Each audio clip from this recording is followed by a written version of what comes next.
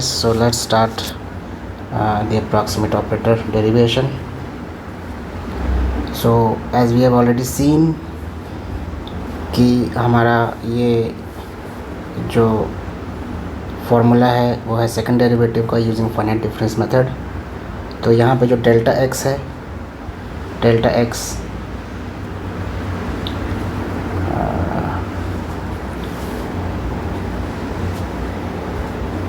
Let's say ये x1, x2, x3 points हैं, तो ये जो है ये होगा डेल्टा x। ओके, तो डेल्टा x की वैल्यू क्या है भी हम लोग को पता है 1/n+1 होता है। वी हैव ऑलरेडी सीन, ये रहा 1/n+1। उस डेल्टा x को हम लोग यहाँ सब्स्टिट्यूट करेंगे इसमें, इसमें और इसमें, तो हमको ये फॉर्मूला मिल जाएगा, राइट। सी डेल्टा एक्स को यहाँ सब्स्टिट्यूट किए तो 1/n+1 यहाँ सब्स्टिट्यूट हो गया। सिमिलरली 1/n+1 यहाँ सब्स्टिट्यूट हो गया और डिवाइड कर दिए 1/n+1 के होल स्क्वायर से, तो ये n+1 का होल स्क्वायर ऊपर न्यूमरेटर में आ गया। तो ये जो है LDF का फॉर्मूला निकल के आ गया है। ऑलराइट, ठीक है। तो हमारा जो फंक्शन था LFN is equal to G, ठीक है, वो अब चेंज होके हो गया LDF is equal to G। क्यों? क्योंकि L और FN जो है वो कन्वर्ट हो गया LDF में, because we have used finite difference technique. अब इस फॉर्मूला का यूज़ करके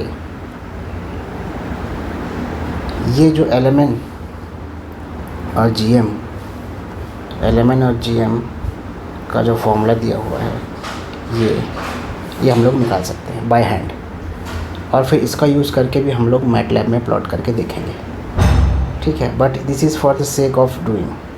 एक्चुअली हम लोग ये चाहते नहीं है कि हम लोग हर बार इसको बाय हैंड निकालें और फिर उसको मैटलैब में प्लॉट करें। हम लोग जो मैटलैब में प्लॉट करने वाले हैं वो है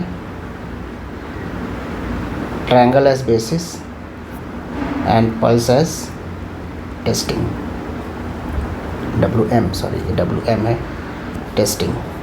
ये दोनों यूज़ करने वाले हैं हम लोग। साथ ही साथ ये वाला भी यूज़ करेंगे फॉर्मूला फॉर LMN। इसको यूज़ करके भी हम लोग LMN और GM मैट्रिक्स निकालेंगे। Okay, alright. तो उसको करने से पहले हम लोग चेक कर लेते हैं कि ये फॉर्मूलाज आए कैसे, just for the sake of doing कि ये आता कहाँ से ये फॉर्मूला। तो बहुत सिंपल है। देखिए हमारे पास जो, अगर हम लोग हमारा डोमेन देखें फ्रॉम 0 to 1, ये x1 है, ये x2 है, ये x3 है, ठीक है। तो अगर हम लोग पल्स लें,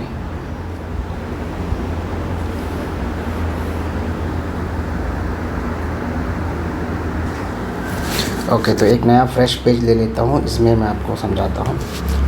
तो सबसे पहले देखिए हम लोग को हमारा ये लिख लेते हैं हम लोग, सॉरी ये, ओके। LDF का फॉर्मूला क्या है? LDF का फॉर्मूला है n+1 whole square minus of f times minus of function value at x minus 1/n+1 plus 2 times function value at x और minus function value at x plus 1/n+1। ये हमारा LDF का formula, ठीक है। और हम लोग को निकालना क्या है? हम लोग को LMN मैट्रिक्स निकालना है। ओके, तो फंक्शन LMN मैट्रिक्स जो है वो हम लोग को डिराइव करना है, ये 2 times n+1 whole square when m is equal to n, और negative of n+1 whole square when mod of n-1 is equal to 1 and it is 0 when mod of n-1 is greater than 1। Okay, alright. तो ये हम लोग को LMN matrix का formula derive करना है। अब देखिए हमारा जो डोमेन है ये है 0 to 1 में, लेट्स से ये x1 पॉइंट है, ये x2 पॉइंट है, ये x3 पॉइंट है, x4 है, ऐसे डैश डैश डैश। सपोज़ हम लोग pulse as a basis use करते हैं, तो ये हमारा बेसिस फंक्शन है, ठीक है। ये तो अगर ये pulse as a basis function ये है हम लोग का fn basis for m is equal to n, इसके लिए हम लोग को ये फॉर्मूला निकालना है। तो m is equal to n मतलब हमारा जो टेस्टिंग फंक्शन है वो भी इसी पॉइंट पर बैठा है, ठीक है। टेस्टिंग फंक्शन भी जो wm है वो है x2 पे, यानी कि x2 ही xm है, यानी कि m की वैल्यू 2 है और n की वैल्यू भी 2 है, इसीलिए m is equal to n इस पर्टिकुलर केस के लिए हम लोग को डिराइव करना है। तो अब m is equal to n के लिए यहाँ पे हमारा टेस्टिंग फंक्शन है और बेसिस फंक्शन भी यहीं पे डिफाइंड है एट x2। तो हम लोग को चाहिए फंक्शन वैल्यू, इससे बनाता हूँ function value at x minus 1/n+1, ठीक है। तो देखिए ये जो डिस्टेंस है इतना, ये है कितना 1/n+1, और से यहाँ से लेके इतना के कितना है ये डिस्टेंस, ये है 1/2 टाइम्स n+1, ठीक है। ये बोल रहा है function value at x minus 1/n+1, यानी कि इस पॉइंट से लेके हम लोग को पीछे जाना है 1/n+1 डिस्टेंस। तो इतना डिस्टेंस तो 1/2 टाइम्स n+1 है, यानी कि और पीछे जाओ यहाँ इस पॉइंट पर फंक्शन वैल्यू क्या है 0। बेसिस फंक्शन तो सिर्फ यहाँ से यहाँ तक डिफाइंड है ना, तो इस पॉइंट पे फंक्शन वैल्यू क्या है 0। तो ये क्या हो गया LDF, ये हो गया n+1 का होल स्क्वायर बाहर था, ये हो गया 0 plus 2 times function value at x, मतलब इसी पॉइंट पे फंक्शन वैल्यू क्या है, ये है, यहाँ पे ये क्या है वैल्यू, ये 1 है ना, ये वैल्यू 1 है, तो 2 × 1 हो गया minus function value at x plus n+1, मतलब यहाँ से 1/n+1 आगे बढ़ो, इतना आगे बढ़े 1/2 टाइम्स n+1 हुआ, और आगे बढ़े 1/2 टाइम्स 1 और ऐड हो गया, तो ये है पॉइंट 1/n+1। मतलब ये जो पॉइंट है ये मैं यहाँ बना देता हूँ, ये जो पॉइंट है वो है function value at x plus 1/n+1, और ये जो पॉइंट था ये था function value of x minus 1/n+1। तो इस पॉइंट पे भी फंक्शन वैल्यू 0 है, इस पॉइंट पे भी फंक्शन वैल्यू 0 है, तो यहाँ पे भी ये हो गया 0। सिर्फ इस पॉइंट पे हम लोग को फंक्शन वैल्यू मिला है 1, ठीक है। तो ये क्या हो गया, ये 2 इसके साथ मल्टीप्लाई हो गया, तो 2 टाइम्स n+1 होल स्क्वायर। ये देखिए ये एलिमेंट का value for m is equal to n ये मिल गया हम लोग को, ठीक है। अब आगे बढ़ते हैं फॉर m माइनस n का मॉड वैल्यू इक्वल टू 1 के लिए, ठीक है। अब फिर से मैं डोमेन बना देता हूँ, ये 1, ये 0, x1, x2, x3, x4। यहाँ पे हमारा बेसिस फंक्शन है fn, यानी कि n इज़ इक्वल टू 2 है। अब हम लोग सपोज़ इस पॉइंट पे हमारा टेस्टिंग फंक्शन है, ठीक है, x1 पे, यानी कि m इज़ इक्वल टू 1 पे हमारा टेस्टिंग फंक्शन है। तो m माइनस n का मॉड वैल्यू करना है। m क्या है 1 माइनस n क्या है 2, इसका मॉड वैल्यू क्या होगा +1, ठीक है। तो ऐसे केस में हम लोग को अभी ये वाला फॉर्मूला फिर से लगाना है। तो देखिए इस फॉर्मूला में क्या है, function value at x minus 1 + n+1, यानी कि यहाँ से हम लोग को पीछे जाना है 1/n+1 डिस्टेंस पीछे। तो ये पॉइंट आएगा, ये पॉइंट होगा function value of x minus 1/n+1, ठीक है। तो LDF ये हो गया n+1 का होल स्क्वायर था minus function value at x minus 1 upon n plus 1 plus 2 times function value at x minus function value at x plus 1 upon n plus 1। ठीक है, तो ये तो एज इट इज़ आया। ये जो है function value at x minus 1 upon n plus 1 क्या है, यहाँ पे फंक्शन वैल्यू 0 है, फंक्शन वैल्यू 1 है सिर्फ इतने में। ठीक है, ये 1, तो ये हो गया 0 plus 2 times function value at x, मतलब इस पॉइंट पे ये है f of x, function value at x। यहाँ पे पॉइंट मैचिंग कर रहे हैं ना अभी हम लोग wn हम लोग यहाँ पे हैं अभी, तो यहाँ पे भी फंक्शन वैल्यू 0 है, तो ये 2 टाइम्स 0 हो गया minus function value at x minus x plus 1 पर। अब यहाँ से हम लोग को 1 अपॉन n प्लस 1 डिस्टेंस आगे बढ़ना है, मतलब इतना डिस्टेंस आगे यहाँ पहुँच गए इस पॉइंट पर फंक्शन वैल्यू 1 है, यानी कि ये 1 हो गया। तो हमारे पास क्या आंसर है इस बार, नेगेटिव ऑफ n प्लस 1 का होल स्क्वायर। तो देखिए यही है हमारा नेगेटिव ऑफ n प्लस 1 का whole square when m minus n का mod value is equal to 1 हो। ठीक है, सिमिलरली अगर हम लोग इससे एक पॉइंट आगे यहाँ पे भी होते तो भी m माइनस 1 का मॉड वैल्यू इक्वल टू 1 ही आता, उसमें भी ये सेम आंसर आएगा। ठीक है, अब देख लेते हैं m minus 1 is greater than 1 अगर हुआ तो क्या होगा, यानी कि फिर से मैं डोमेन बना लेता हूँ, ये 0 to 1 x1 x2 x3 x4 x5, let's say यहाँ पे हमारा बेसिस फंक्शन है। ठीक है, यानी कि n इज़ इक्वल टू 3 है, और हम लोग टेस्टिंग फंक्शन हमारा यहाँ बैठा है, यानी कि m इज़ इक्वल टू 1।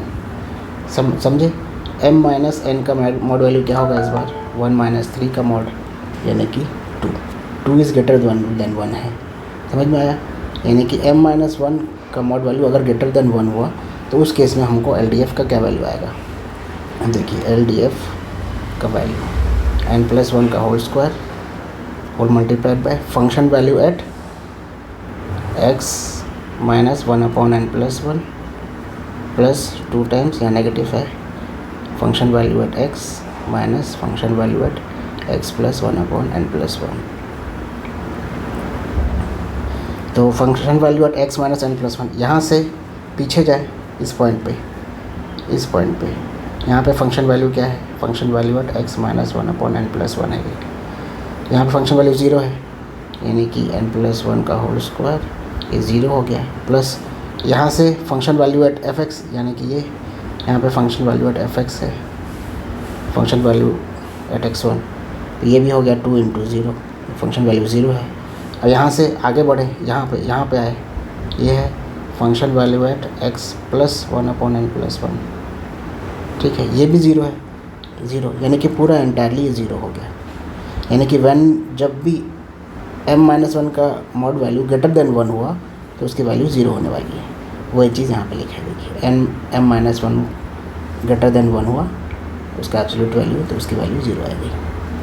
समझ में आया, तो ये हमारा एलिमेंट का डेरिवेशन कंप्लीट हो गया। सिमिलरली GM का क्या है, GM का तो सिंपल है, GM जो होता है 1 प्लस 4x स्क्वायर होता है। x क्या है, पॉइंट मैचिंग करना है, xm, यानी कि m divided by n plus 1, तो बस इसको यहाँ पे सब्स्टिट्यूट कर दिए तो ये हमारा GM आ गया, 1 plus 4 m upon n plus 1 का होल स्क्वायर, ये हमारा GM है। ठीक है, तो LMN का फॉर्मूला और GM का फॉर्मूला दोनों हमारे पास अभी अवेलेबल है, इसको यूज़ करके हम लोग मैटलैब में कोड कर सकते हैं। ठीक है, ये यूज़ करके भी आप लोग को मैटलैब में कोड करके दिखाऊंगा मैं। और सिमिलरली बेसिस फंक्शन को चूज़ करेंगे ट्रायंगल, और टेस्टिंग फंक्शन को यूज़ करेंगे एज पल्स। इसको यूज़ करके भी हम लोग एलिमेंट मैट्रिक्स और GM मैट्रिक्स निकालेंगे। कैसे, एलिमेंट मैट्रिक्स क्या होता है, एलिमेंट होता है inner product of WM with LFN, तो LFN जो है LDF हो गया है हमारा अभी। ठीक है, LDF कैसे निकालेंगे, एल डी एफ निकालेंगे हम लोग by using finite difference method, जिसके लिए हम लोग एफ डी एम नाम का एक फंक्शन लिख चुके हैं पिछले वीडियो में। यहाँ पे हम लोग एफ एन की वैल्यू सब्स्टिट्यूट करेंगे और एफ डी एम का जो फंक्शन है वो हम लोग को एल डी एफ निकाल के दे देगा। ये एल डी एफ जो है यहाँ पे यूज़ होगा। ठीक है, अब इनर प्रोडक्ट होता क्या है, डब्ल्यू एम और एल डी एफ का इनर प्रोडक्ट क्या होता है, वो होता है डब्ल्यू एम और एल डी एफ का मल्टीप्लाई करो और इंटीग्रेट कर दो फ्रॉम 0 to 1 dx। ठीक है, डब्ल्यू एम क्या है, डब्ल्यू एम हम लोग ये पल्स यूज़ कर रहे हैं, यानी कि एफ डी एम का यूज़ करके एल डी एफ निकला, उस एल डी एफ को डब्ल्यू एम से मल्टीप्लाई किए और फिर इंटीग्रेट करना है। इंटीग्रेट करने के लिए हमारे पास एक और फंक्शन लिखा हुआ है क्वाड रूल। ठीक है, तो ये जो डब्ल्यू एम था पल्स, ये पल्स को हम लोग यहाँ पे इसके साथ मल्टीप्लाई करेंगे और एल डी एफ को यहाँ पे ये दोनों मल्टीप्लाई हो जाएगा। मल्टीप्लाई होके उस मल्टीप्लिकेशन को, ये जो है इसको प्रोडक्ट नाम देंगे, PROD, प्रोडक्ट हो गया डब्ल्यू एम और एल डी एफ का। इस प्रोडक्ट को हम लोग इस क्वाड रूल फंक्शन में भेज देंगे, तो वो हमको इंटीग्रेट करके दे देगा और हम लोग को एलिमेंट मैट्रिक्स मिल जाएगा। इतना ही सिंपल है। सिमिलरली जी एम क्या है, जी एम जो है इनर प्रोडक्ट है ऑफ डब्ल्यू एम और जी का। जी हम लोग को पता है 1 + 4x² होता है और डब्ल्यू एम हम लोग पल्स यूज़ कर रहे हैं। ठीक है, तो सिमिलरली डब्ल्यू एम और जी को प्रोडक्ट कर देंगे और फिर उसको इंटीग्रेट कर देंगे फ्रॉम 0 to 1 dx। समझ गए? इसको हम लोग एक और नाम दे देंगे prod2, product of second product prod2। उसको हम लोग भेज देंगे क्वाड रूल में, क्वाड रूल नाम के फंक्शन में यहाँ भेज देंगे और ये हम लोग को जी एम निकाल के दे देगा। समझ में आया? यानी कि हम लोग को LMN मैट्रिक्स निकालने के लिए दो फंक्शन की ज़रूरत पड़ रही है। एक है FDM और दूसरा फंक्शन है क्वाड रूल। FDM हम लोग को LDF निकाल के दे रहा है, इस LDF को हम लोग मल्टीप्लाई कर रहे हैं WM से और ये जो मल्टीप्लिकेशन है उसको हम लोग भेज रहे हैं क्वाड रूल में, वो हम लोग को दे दे रहा है क्या, LMN मैट्रिक्स। GM के लिए क्या ज़रूरत पड़ रहा है, सिर्फ और सिर्फ क्वाड रूल का ज़रूरत पड़ रहा है इस फंक्शन का। हम लोग G और WM को मल्टीप्लाई कर रहे हैं, इस मल्टीप्लाइड फॉर्म को क्वाड रूल में भेज रहे हैं और ये हम लोग को दे दे रहा है GM। समझ में आया? तो ये हम लोग यूज़ करेंगे हमारे मैटलैब कोड में। तो चलिए अब हम लोग चलते हैं मैटलैब कोड की तरफ।